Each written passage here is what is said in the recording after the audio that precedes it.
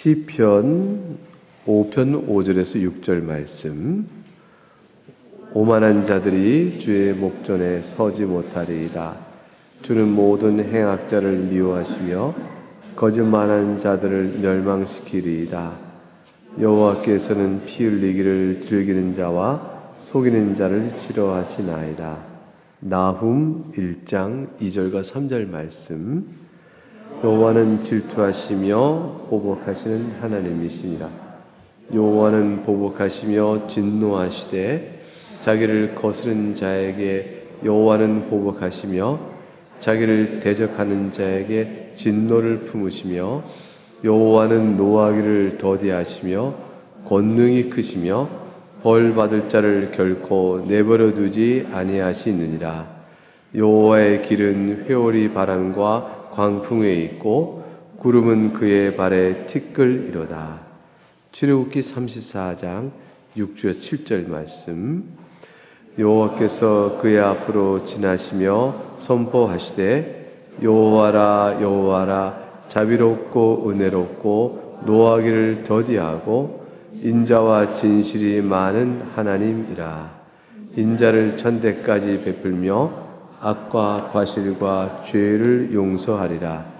그러나 벌을 면제하지는 아니하고 아버지의 악행을 자손 3, 4대까지 보응하리라. 하나님의 말씀입니다. 하나님께 감사합니다.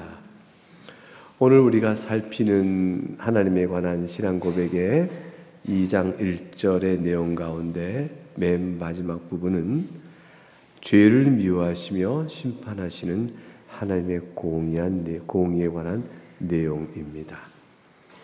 2장 1절에서 신앙 고백사 고백하는 하나님에 관한 많은 명제들이 있었죠.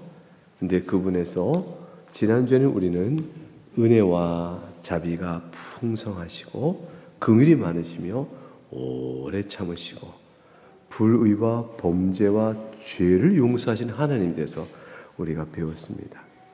근데 그런 하나님께서 또한 동시에 오늘 배우는 것처럼 공의로우시고 지극히 무서운 분이시다라는 걸 같이 배웁니다. 이것을 어떻게 조화를 시킬 수 있고 그렇게 알 수 있을까? 혹시 구약의 하나님은 지극히 공의로우시고 무서우시고 신약의 하나님은 긍휼이 많으시고 죄를 용서하는 분, 신구약 하나님 이렇게 나눠지는 거 아닐까? 이런 생각이 얼른 들기조차 할 만큼 우리가 하나님에 대한 오해가 많습니다. 그러나 오늘 공부하는 내용은 지난주에 이어서 하나님이 비록 죄와 불의와 범죄를 용서하시는 분이시요 그것도 오래 참고 긍휼이 풍성하시지만 그것이 하나님이 공의가 없거나 하나님이 죄를 미워하지 않으시거나 죄 범한 자를 면제한다라는 것으로 오해하지 않도록 오늘 신앙 문서는 그 부분을 진술해 놓고 있습니다. 내용을 보겠습니다. 밑에서 1쪽에서 넷째 쪽, 아니다, 2쪽은 넘어가겠습니다. 2쪽 맨 위부터 보겠습니다. 하나님께서는 정령코 선하시며 은혜로우십니다. 그러나, 부터 한 줄 읽어볼까요? 그럼부터 한 문장 읽어보겠습니다. 시작. 그러나 만일 하나님은 은혜로우시기 때문에 죄에 대하여 심판을 행하지 않으신다고 생각을 한다면 그것은 은혜의 의미를 완전히 왜곡하는 것이 됩니다. 은혜로우시다라는 것을 빙자하여 하나님께서 심판을 안 하셔라고 생각한다면 은혜의 의미를, 즉 하나님의 공의와 심판을 오해한 것이다가 아니라 은혜를 오해한 것이다. 이렇게 돼 있어요. 하나님 은혜로우시다. 죄를 용서하셔. 근데 하나님은 그래서 심판을 안 하셔. 이렇게 생각한다면 하나님의 심판에 대한 오해가 아니라 은혜를 오해하는 것이다. 은혜를 오해하는 것이다. 왜 그럴까? 죄에 대한 심판이 없이는 은혜가 결코 주어진 것이 아니기 때문이다. 그러니까 은혜는 죄에 대한 심판과 연결되어 있어요. 필연적으로 연결되어 있습니다. 하나님께서는 은혜로우신데 죄를 용서하시는데 왜 죄를 또한 면제치 아니하시는가? 모순 아닌가? 모순이 아니다라는 거예요. 하나님께는 결코 모순이 없다. 왜냐하면 하나님의 은혜는 잘못 생각하면 안 됩니다. 공의를 부정하는 것이 아닙니다.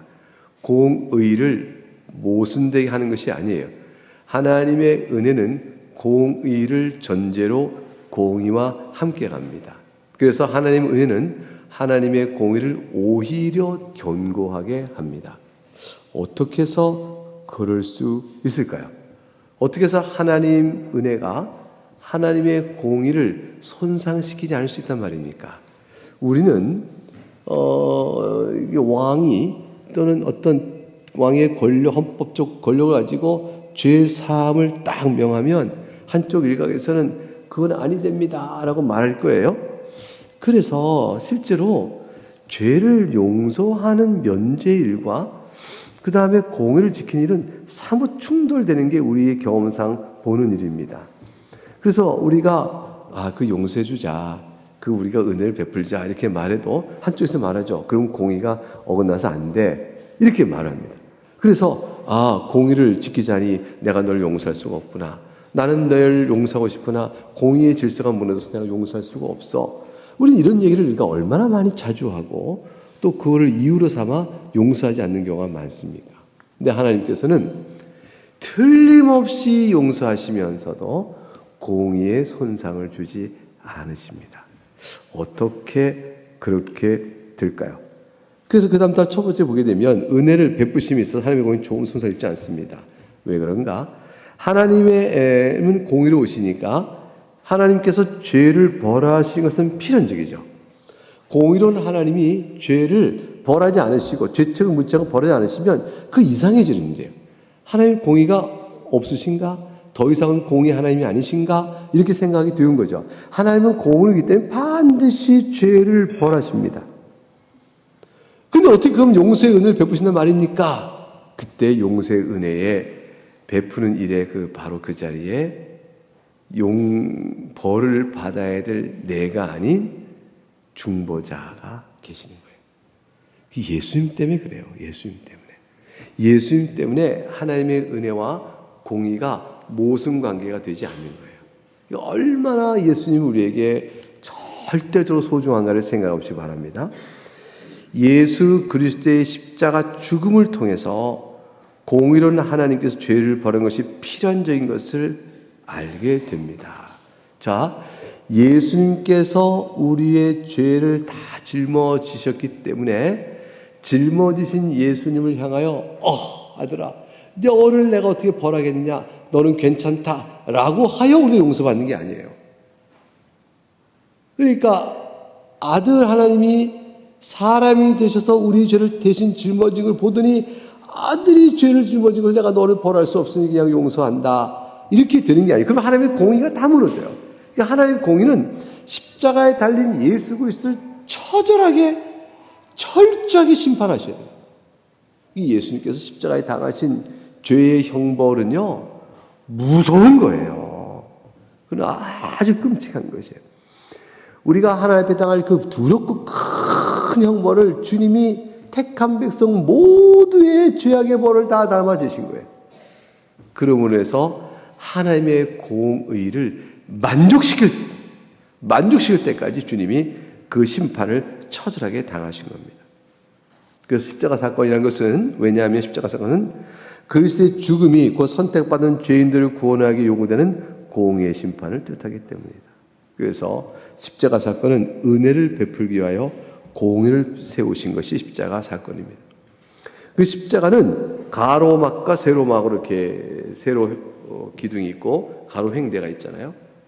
근데 이것이 십자가가 교차점에서 하나님께서 처절한 심판을 내리시는 공의의 것과 죄인을 불러 용서하시는 사랑이 딱 교차되고 있는 거죠. 그러니까 예수님 십자가를 묵상하면 하나님의 무한한 사랑이 그 십자가에서 우러져 나오며 죄를 무섭게 벌하시는 하나님의 공의가 십자가에서 또 우러져 나오죠.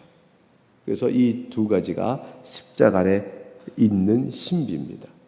그러므로 십자가에서 하나님은 죄인을 용서하시는 하나님의 사랑의 은혜가 가능해지고, 십자가에서 동시에 죄인을 결탄코 면제치 아니하시는 하나님의 공의 심판이 또한 가능해지는 겁니다.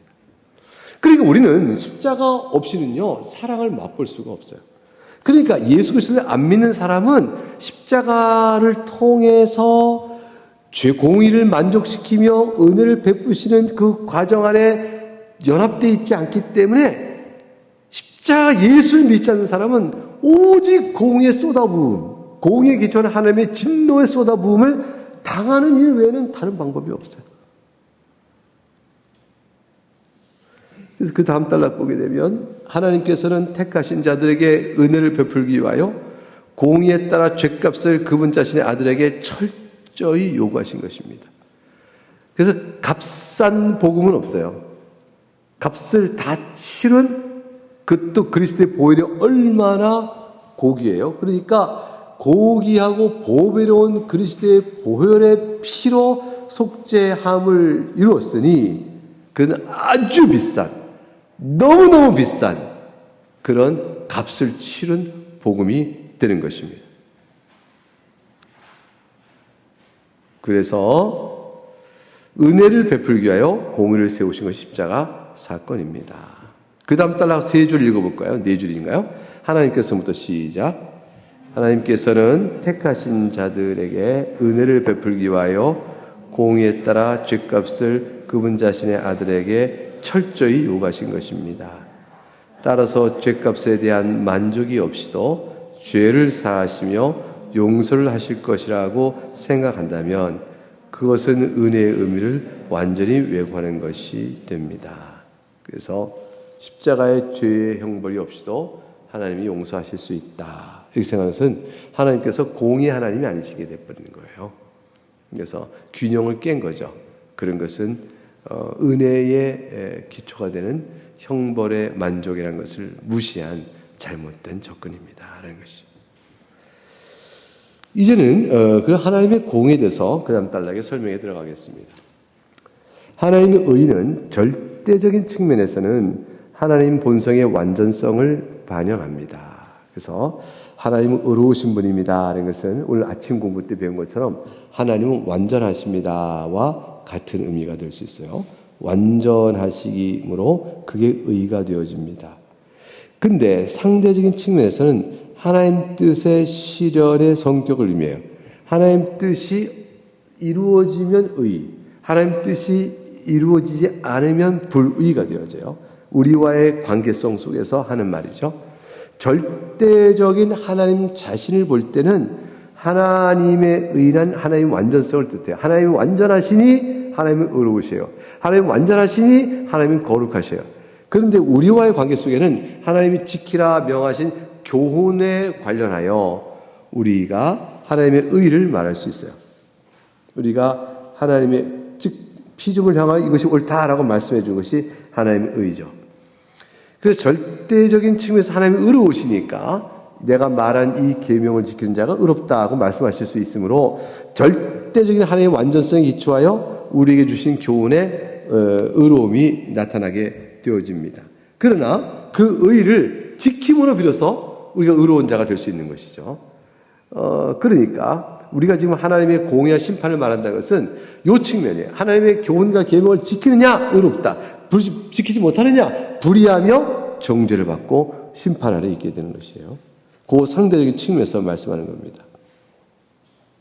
그래서 우리가 어떤 하나님의 심판에 관련해서 그 다음 단락 신앙국에서는 모든 피조물을 자신 뜻대로 다스리시는 통치적 권세가 가진 하나님을 고백하면서 모든 피조물을 자신의 뜻대로 다스리는 통치적 권세는 하나님에게 당연히 있는 거죠. 이 통치 권세가 뭐냐면 하나님의 주권, 그런 거죠. 하나님의 주권적 의지에 따라 모든 만물을 다스려요. 하나님의 주권적 의지에 따라 모든 일들이 자기 뜻 가운데 일어나도록 결정하셔요. 하나님의 주권은 이 모든 사태를 결정하시며 모든 주어진 교훈의 불순종과 순종을 가려내어 심판하시는 일을 행하십니다. 자, 그런데 이러한 하나님께서 죄에 대하여 징계를 행하시며 죄를 미워하실 때, 심판하실 때 이것은 하나님의 형벌적 의라고 말해요. 하나님의 형벌적 의를 우리가 고백하죠. 하나님께서는 죄를 미워하시며 죄를 범하는 자를 결단코 벌하지 않은 채 내버려 두시 않으신다는 사실에 대해 성경이 이렇게 교훈합니다. 하나님은 결코 악을 기뻐하는 신이 아니시며 악은 주와 함께 유하지 못합니다. 이처럼 죄악을 미워하시는 하나님께서는 필연적으로 죄악에 대해서 뭘 내릴까요? 형벌을 내리시게 되어 있죠. 우리는 죄악 가운데 있는데 형벌을 안 받는데요. 예수님이 대신 받으셨어요. 예수님께 내리신 형벌 때문에 우리에게 미쳐진 형벌은 없는 겁니다. 그 뒤에 출애굽기 34장 7절과 로마서 2장 5절 6절의 말씀이 있습니다. 성경을 먼저 출애굽기 34장 7절을 읽어보겠습니다. 시작. 악과 과실과 죄를 용서하나 형벌받을 자는 결단코 면제하지 않고 남의 악을 자하지. 네. 그 다음 로마서 2장 5절과 6절 말씀. 다만 너의 고집과 회개 아니하는 마음.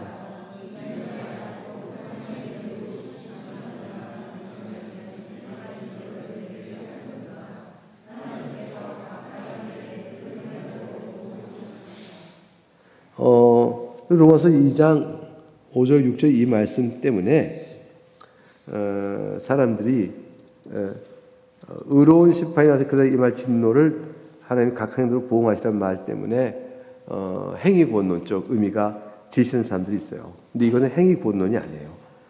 의로운 심판 날에 나을 진노를 네가 감당할 수 있겠느냐. 감당할 자가 없으므로 율법의 의외에 믿음의 의로 나가는 길을 하나님 보이셨으니 곧 예수 그리스도를 믿는 의인이라 이렇게 설명하는 맥락이에요. 그러니까 이 맥락은 로마서 2장 5절 6절은 행위본론적 심판을 말하는 것이 아니다. 이렇게 기억하셔야 돼요.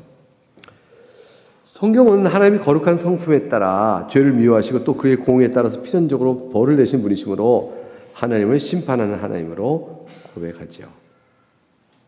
또 성경은 그 줄이 있어요. 로마서 18장 25절 세상을 심판하는 이가 공의를 행한 것이 아닙니까? 로마 3장 5절 하반절과 6절 읽어봅니다. 시작.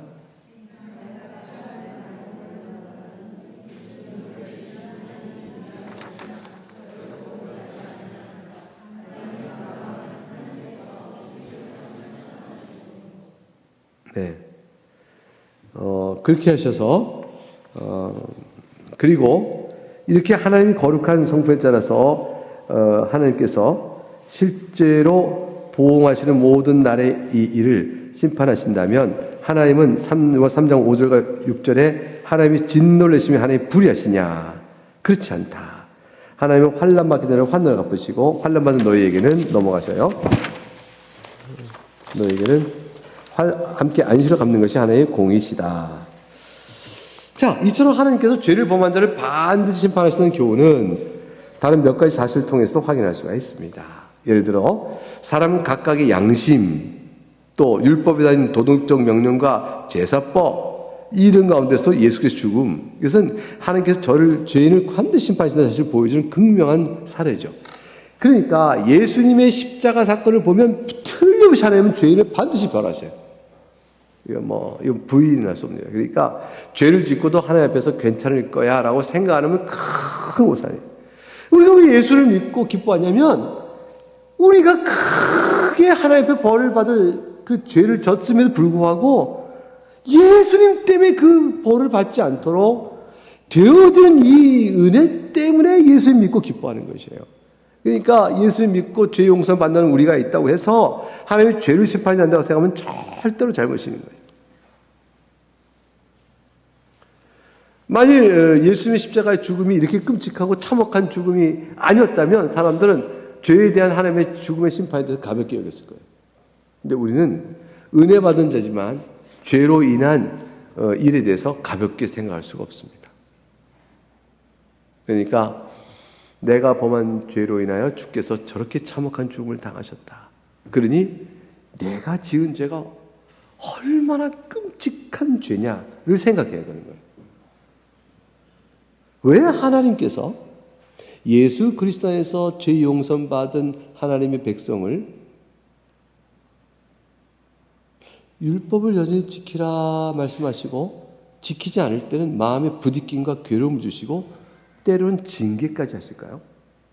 그것은 하나님의 계명을 지키지 않았을 때에 내가 본래 받아야 될 죄값이 무엇인가를 조금이라도 맛보게 하시는 거예요.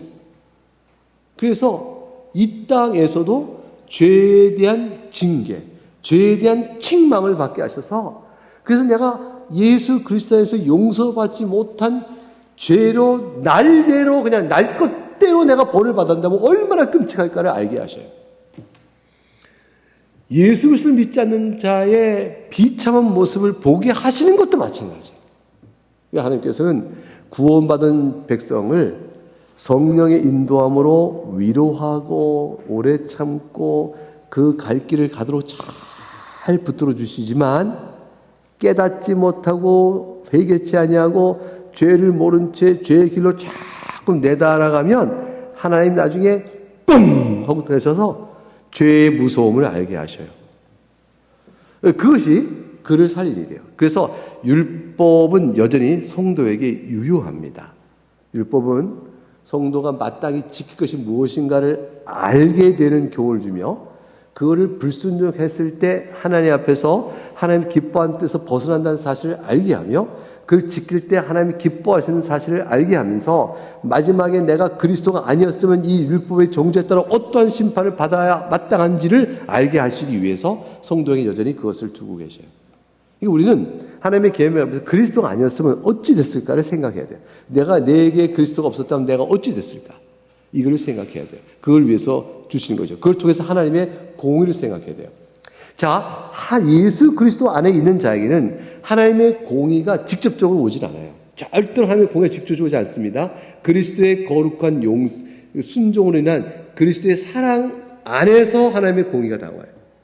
이게 용서받은 자로 하나님이 책망을 듣는 거예요. 예수 안에 있는 자가 그거예요. 이게 책망하시고 이런 책망을 들을 만한 네가 어찌 구원받은 자로 할 수 있겠냐 이렇게 말씀하는 게 아니고, 네가 예수를 믿으니 구원받은 자일진데 어찌 이런 책망, 이런 일을 하느냐고 책망하시는 거예요. 그래서 그걸 징계라고 그래요. 멸망의 심판이 아니고. 그래서 그리스도 안에서, 사랑 안에서, 용서 안에서, 은혜 안에서 하나님의 책망을 받아요. 그것이 너무 아파요. 신자가. 하나님 참 죄송합니다. 아파요. 그러나 용서와 사랑 안에서 받는 것이므로 구원에서 떨어지는 위기는 아닌 거예요. 그거를 붙들어 주시는 거예요. 이거를 잘 알아요. 그러니까 어차피 그럼 난 멸망 안 당하는데 구원 어차피 이래도 구원 내가 떨어진 게 아니니까 그럼 난 내 멋대로 살래 하면 그 마음 자세가 하나님 보실 때 매우 나빠요. 악해요. 그래서 하나님께서 큰 징계를 내리셔서 하나님 그 생각이 잘못됐어라고 버릴 때까지 하나님께서 고치시죠. 그래서 하나님의 용서를 바라고 나오는 자들에게 내가 그리스도에서 너를 다 용서하느니라. 그렇게 되므로 신자가 위로를 받고 안위를 받고 그리스도에서 평안을 누리게 되는 것이지, 죄 중에 뻗대고 있으면서 용서하셨잖아요 이렇게 되는 자에게는 하나님이 불안과 두려움을 주세요. 실제 여러분 경험 속에서 죄 중에 거할 때 안 두려우세요? 안 불안하세요? 그렇단 말이에요. 근데 그것은 여러분의 구원의 멸망으로 끄는 것이 아니라 그리스도 안에서 용서받은 자일진데 어찌 그런가라는 것과 관련된 두려움이 와요. 나는 뭐 십자가 용서에 관계없이 그냥 난 마음대로 죄짓고 이렇게 된다면 애초부터 구원받은 사람이 아니죠. 그러니까 참다운 구원받은 사람은 사랑 안에서 하나님의 책망을 듣고 괴로움을 갖고 돌아오며 그리스도가 아니었으면 내가 어찌 됐을 건가를 잘 볼 수 있도록 율법을 통해 알게 되는 것이죠. 하나님의 공의는 그래서 우리에게 용서하신 하나님 안에서 공의롭고 거룩한 하나님이 그리스도 안에서 내 대신 형벌받게 하시고 또한 나를 어떻게 다루가신가를 알게 되어져요. 하나님의 공의는 그리스도의 사랑 안에서 오게 됩니다. 이걸 명심하세요. 신자에게는 하나님의 공의는 그리스도의 사랑 안에 품어져 오게 돼요. 그러니까 그리스도의 사랑과 별개로 오지 않아요. 그리스도 사랑에 품어져 하나님의 공의는 우리에게 다가옵니다. 이게 은혜죠. 자, 그럼 그 다음 따라 보겠습니다. 만일 하나님께서 벌을 내리시든지 그렇지 않든지 자신의 공의에 아무런 영향을 주지 않는다면 하나님께서 그리스도를 이 땅에 보내시어 그토록 잔혹한 죽음을 당하도록 하신 까닭을 이해할 수 있게 됩니다. 하나님 십자가의 죽으심은 하나님의 공의를 보게 하는 것이죠. 만일 그리스도의 죽음이 죄를 벌하시는 공의 때문이 아니라면 말이에요. 그리스도의 죽음은 오직 하나님께서 단지 그것을 원하시기 때문이라고 하는 것밖에 달리 설명할 길도 없어요.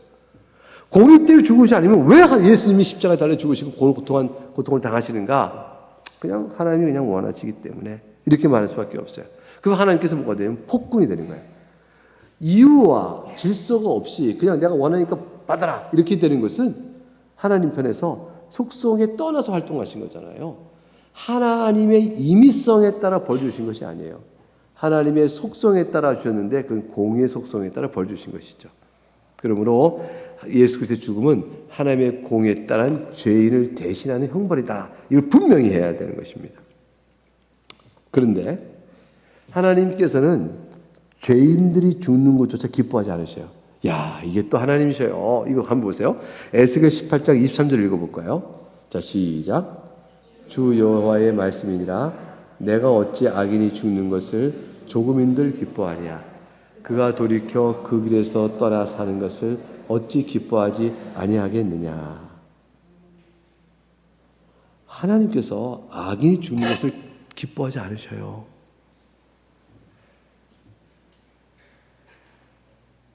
돌이켜 살기를 원하셔요. 그러면 예수님께서 죄가 없으신데도 죽으신다.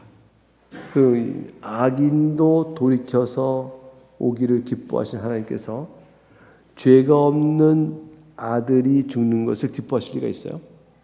말이 안 되죠. 그러니까 하나님께서는 예수님께서 죽으실 때는 의로운 아들의 죽음을 기뻐하시는 것은 그 예수님이 우리의 모든 죄를 짊으신 악인이기 때문에 악인들을 향하여 심판하실 때 공의를 만족하시는 것이고 그것이 우리를 위한 대리속죄 죽음이기 때문에 하나님이 기뻐하시는 거예요. 그래서 하나님께서는 그리스도를 십자가에 달려 공의에 따라 철저하게 심판하십니다. 하나님 심판에 저거 없어요. 그러니까 예수님 성자 하나님이 달렸다 있으니까 하나님께서 하늘에 보시고 내 아들이야. 저 죄인된 인간을 구원하기 위하여 내가 택한 자를 위하여 네가 이렇게 짊어지고 십자가에 달렸구나. 그러나 내가 차마 너에게는 벌을 나드릴 수가 없으니 아들이야.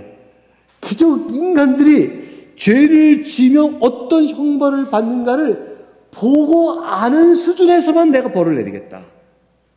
이렇게 벌을 내리는 일이 절대로 아니에요. 없어요. 이렇게 생각하는 사람이 있단 말이에요. 실제로 신학자 가운데서 예수님은 의로운 자고 벌을 받을 이유가 없다. 우리의 죄를 대속죄했는데 우리의 죄값대로 받으신 게 아니라 우리로 하여금 예수님의 십자가에 달린 죽음을 보고 우와! 죄를 지면 저런 형벌을 피할 수가 없구나. 그런데 내가 예수님이 대신해서 난 산 거야. 그런데 예수님이 안 계시면 내가 어떤 벌을 받아야 됐을까? 끔찍하다. 예수님 보고 그 교훈을 얻을 정도만큼만 형벌을 내리신다. 이렇게 얘기가 됩니다. 그러니까 예수님이 받는 형벌과 고난의 정도는 우리에게 죄가 무서운 것을 알게 할 교훈의 효과적인 수단만큼만, 그 정도만큼만 형벌을 받으신 것이다. 이렇게 주장하는 자가 있어요. 그거 아닙니다. 그럼 하나님의 공의가 무색해져요. 우리의 죄를 짊어지신 예수님이 죄값을 다 받지 아니하시고 죄값은 만인데 우리에게 교훈을 주기 합당한 만큼 한 5천 정도 벌만 반은 감하고 내려. 끔찍하지? 이것도 얼마나 무서워요. 그러니까 잘해. 이렇게 알게 하시는 그런 개념이 아니에요.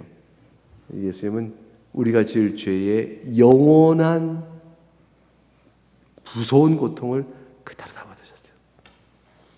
그 영원한 고통이 우리에게 영원히 갚아야 될 영원한 고통이 예수님께 한 점에 쏟아져 보진 것은 예수님께서 성자 하나님으로 사람이 되셨기 때문에 그 형벌을 받으실 수가 있어요.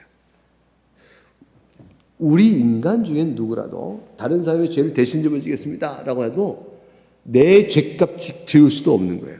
그러니 하물며 다른 사람의 영혼을 구원할 만한 대리속죄가 불가능해요. 근데 예수님 왜 대리속죄 가능하시냐? 완전한 의인이시며 인설 가지신 그분께서 또한 성자 하나님 말씀이시기 때문에 가능한 거예요. 그래서 그분이 말씀으로서 사람이 되어 고난을 받으셨기 때문에 고난 받으신 그분의 속죄의 공로는 무한하게 되는 거예요. 하나님이 사람이 되셔서 받으신 고난이기 때문에. 그래서 예수님께는 철저하며 완전한 공의가 실현되었습니다. 이래서 로마서 3장 25절 전반절에 그 하나님의 공의는 그리스도께 택한 자들을 위한 대리적 형벌의 죽음을 당하지 오간 것입니다. 이 예수를 하나님이 그의 피로 인하여 믿음을 말미암는 화목제물을 세우셨으니. 또 그 다음 히브리서 9장 28절 이와 같이 그리스도도 많은 사람의 죄를 담당하시려고 단번에 드림바 되셨고 구원에 이르게 하기 위하여 죄와 상관없이 자기를 바란 자들에게 두 번째 나타나시리라. 이렇게 주의 말씀이 기록되어 있습니다. 어떤 이는 혹 이렇게 이의를 제기하기도 합니다. 설령 하나님께서 죄를 벌하지 않으신다고 해서 하나님께 무슨 해가 되겠느냐. 하나님께서 그냥 죄를 벌하지 않고 그냥 용서하겠다라고 하나님 하시면 그럼 어떠냐. 그래서 하나님께 뭐 잘못되는 일이 있겠느냐라고 반문하죠. 그것은 하나님의 속성, 공의의 속성을 바르게 이해했다면 절대 물을 수 없는 질문이에요. 공의로신 하나님께서는 율법을 제정하시고 의와 선을 이루어 명령하셨죠. 그렇기 때문에 하나님께서 죄를 벌하지 않으신다면 모든 피조물을 의로 다스리는 하나님께서는 자기를 부인하게 되는 거예요. 이렇게 해라. 이것이 거룩하고 합당한 일이다. 라고 율법을 그 공의로 따라 반포해 놓으시고 그걸 불순종한 자에게 벌을 하지 않는다면 하나님 스스로 공의를 부인하게 돼요. 자기 자신을 부인하게 되는 것이죠. 모든 피조물을 의로 다스린다는 하나님께서 의로 다스리지 않는 죄를, 잘못을, 모순을 범하게 되는 거예요. 그러면 하나님의 권위의 통치적 권위는 서로 문제가 생기게 되어지죠. 하나님께서는 반드시 율법에 제정하신 뜻에 따라 의와 선을 이루라고 명령하셨습니다. 그거 주체에 대해 공의로 하나님께서는 율법을 제정하시고 의와 선을 행하도록 명하셨습니다. 그러므로 죄를 벌하지 않으신다면 모든 피조물을 의로 다스리는 하나님께서는 자신을 부인하는 것이며 모든 피조물을 향한 통치권의 부조화를 이루게 되어집니다. 이제 마지막 단락입니다. 여기서 하나님께서 공의를 베푸신다는 것은 긍휼을 베푸시는 것과 실행의 방식이 다르다는 사실을 기억해 두어야 할 필요가 있습니다. 하나님께서는 어느 누구에나 긍휼을 베풀할 의무를 지니고 계시지 않습니다. 여기 중요해요. 긍휼은 하나님의 주권적 선택이에요. 긍휼은 하나님의 주권적인 선택에 의한 것이고 하나님 누구나 다 긍휼을 베풀 의무가 없으세요? 하나님께서 A, B, C, D 여기는 공의로 다스리기를 하시고 여기는 내가 선택하여 긍휼을 베풀게 하셨다. 하나님의 철저한 주권이지 하나님 왜 그러십니까? 그러시면 안 됩니다. 다 벌을 주셔야죠. 이렇게 말할 이유가 없어요. 긍휼을 베푸셔서 하나님의 전적인 주권적 뜻에 따라서 택한 자들에게 긍휼을 베푸시는 것이죠. 그런데 공의는 누구나 예외 없이 받는 거예요. 그러므로 하나님의 사랑을 입어 구원받기로 택정받은 사람은 누구나 예외 없이 주어지는 공의의 심판 앞에서 살아남아야 되는 거예요. 이 공의 심판 살아남는 길은 예수 그리스도밖에 없는 거죠. 대리속죄의 길 외에는 살아날 길이 없으니까. 그래서 하나님의 사랑을 입어 영원히 택함을 받은 사람은 그리스도를 믿어 그리스도의 대리속죄로 살아남는 것이고 그렇지 않은 사람은 자기 죄값대로 멸망에 들어가는 것이에요. 그래서 공의를 베푸신 것은 긍휼을 베푸신 것과 실행 방식이 다릅니다. 긍휼은 누구에게라도 베풀어야 될 모든 사람에게 베풀 의무가 없으세요. 그래서 하나님께서 긍휼을 누구에게 베푸고 누구에게 안 준다고 해서 아무런 비판을 받을 이유가 없으세요. 그러니까 하나님 왜 쟤는 선택하고 나는 선택하지 않으셨습니까? 이걸로 하나님 비난할 수가 없어요. 전혀 그럴 수가 없습니다. 왜냐하면 하나님께서 선을 선택하여 베푸신 것이니까요. 그런데 이렇게 긍휼을 베푸신 것은 그 다음 단락 하나님의 자유를 뜻에서 행하는 것이지만 공의는 어떠냐? 공의 행사는 하나님께서 완전히 자유롭게 행하시는 것이면서 또한 필연적으로 행하시는 것이죠. 이게 무슨 말이냐면 필연적이라는 말은 벌하지 않을 수가 없다는 뜻이에요. 그래서 각각의 사람이 행한 대로 하나님께서 정하신 법도에 따라 보호하신 것은 하나님께 스스로 정하신 법도를 보호하시는 것이며 자신의 공에 따라 행하시는 마땅한 것입니다.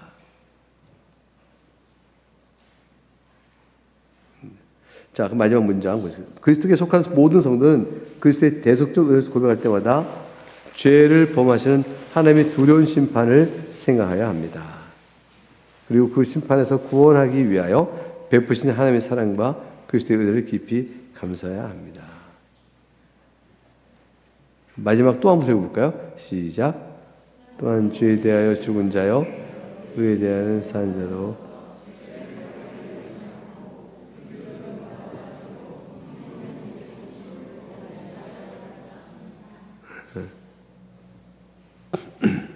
그래서 우리는 죄를 가벼이 여기지 아니하고 그리스도 본받아 삶으로 성의 도신 가운데 의에 거하는 자가 되어야 할 것입니다. 예, 하나님께서 죄를 미워하고 심판하십니다. 그리스도 예수 안에 연합된 자들은 그 믿음으로 그리스도의 의로 구원을 받습니다. 네, 여기까지 하겠습니다. 여기까지.